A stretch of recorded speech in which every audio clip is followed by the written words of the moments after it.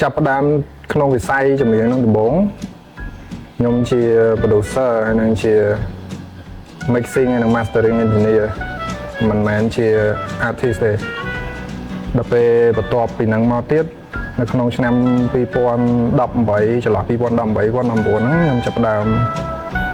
ប្រមូលគ្នាប្រមូលមនុស្សដែលមានសមត្ថភាពមកនៅមួយគ្នាទៅខ្ញុំជាអ្នក